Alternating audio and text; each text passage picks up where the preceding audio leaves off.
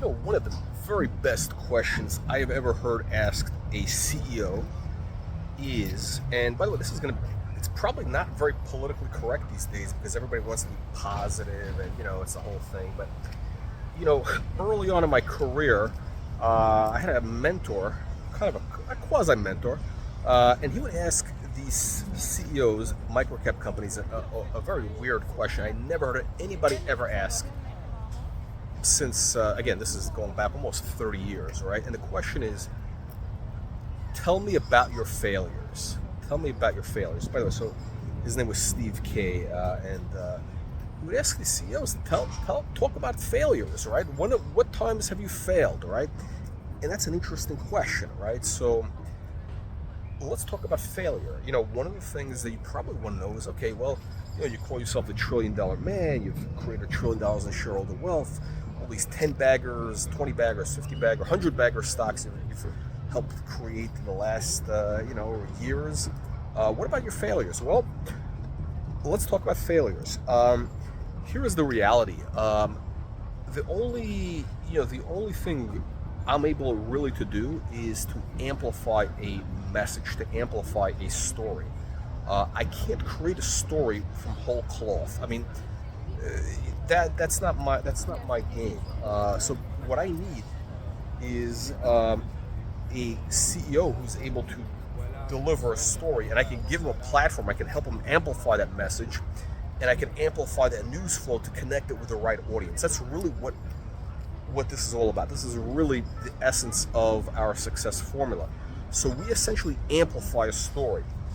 The times we have failed, and there have been many, quite frankly, I can talk about at least, 6, 7 companies in the last 18 months. All the times, what did they all have in common? Well, what all these failures had in common was the companies did not have news flow. So why is that such a bad thing? What do I mean by news flow? Well, by news flow, I'm talking about, having 3 press releases per month. Yeah, I know it sounds like, whatever, nonsense. I keep talking about news flow. You probably think, wow, this guy's nuts. But here's why the news flow is important. Because, at the end of the day, when companies come on our Wall Street Reporter platform, the next Superstock platform especially, what we're essentially promising investors is the company is at an inflection point. It's at an inflection point, and what does that mean? It means it's right now in that 10-bagger window where it can potentially increase 1,000%, right? And again, I talk about all those things in my book, 10-bagger blueprint, number 1 bestseller on Amazon, right? So how do you know though? How do you know when a stock is actually at the inflection point? What's the proof? What is the proof? Every CEO will tell you, yeah, we're at an inflection point. You know what the proof is? The proof is news flow. The proof is if a company truly is at an inflection point where they're positioned for exponential growth, and that's what we're talking about. We're talking about exponential growth, exponential value creation. That always means there has to be news flow, because news flow, it's the pulse of the business. It's like a pulse of a human being. I always talk about this. The more news flow there is, the more vital the company is, and that validates that they actually have stuff going on, right? That's what investors want. And if the company doesn't have that news flow, if they're only putting out 1 press release a month and it's like some mediocre release, that basically tells investors this is not at the inflection point. This is not a breakout story. And the other times that we have failed. So there's 2 things. One is lack of news flow, and the other is lack of CEO engagement. Again, we're an amplification system. So without having the CEO show up on our live streams, a couple times a month, twice a month, to share the story with investors, to reach new audiences, the stock is not going to go anywhere. We're not going to be able to perform, because the reality is, I'm not the rock star. I'm not the rock star. Now, I'm the $1 trillion man. I've created $1 trillion in wealth, but I'm not the rock star. The CEO is the rock star. If you're a CEO watching this, you're the rock star. Okay, I'm basically like a concert promoter. Okay, I'm a concert promoter.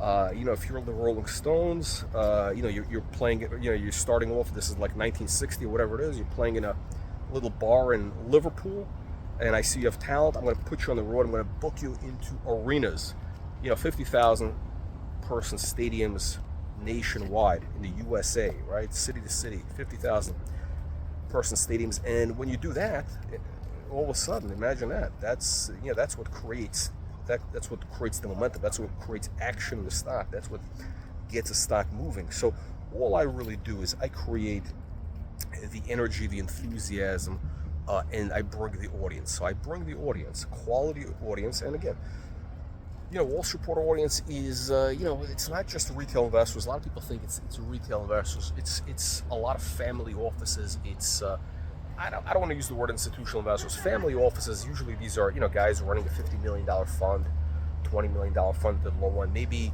a couple $100 million. And it's always, it's basically their money. It's a single, they call it a single family office. It's basically the guy's own money. Maybe one or two other limited partners. But that's our core audience. And those are some of our, strategic investors that actually get involved in some of the stocks that we work with, and they participate in private placements, on good terms. So you're going to have real investors. So it's not going to be one of these things where you have hedge funds buying your shares and next week they're dumping it, trying to clip a warrant or whatever that is, right? We're talking about quality, strategic, long-term investors. That's what Wall Street Report brings. But again, in order for me to do that, I really do need to have two things. I got to have the news flow, and I got to have the CEO show up and engage with investors. Without having the CEO show up and engage with investors, without having that news flow, which validates, which is the proof to the market, and that's our ammunition. Really, that news flow, that's our ammunition. That's the ammunition in this campaign. Without that news flow, it's a failure. It's going to be a failure. I guarantee you it's going to be a failure. And so that is my story of failure. I admit it 100%. And by the way, one of the things I always tell CEOs right out of the gate when we're first talking to them, when we're first really interviewing them to see if, hey, do they qualify to be on our platform? Because we get a lot of calls from companies that want to tap into what we're doing. And the first thing I ask them is, well, what kind of news flow do you have coming up? What are you able to produce 3 or more press releases a month? What have you been doing lately? And are you going to be able to show up, twice a month on a live stream and engage with investors? And of course, they all say yes, yeah, we have this, we have that, and not everybody is able to do it. Not everybody's able to do it. There's a lot of talk, and very little action sometimes, right? So those are the times that our program has failed, quite frankly. So if I just want to be very, very transparent. This is, I'm super transparent.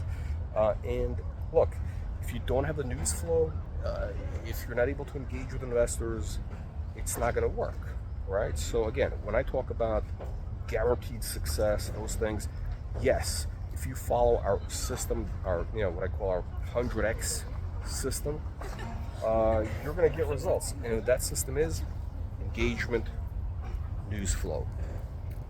If you can do that, perhaps you could be our next 100x success story.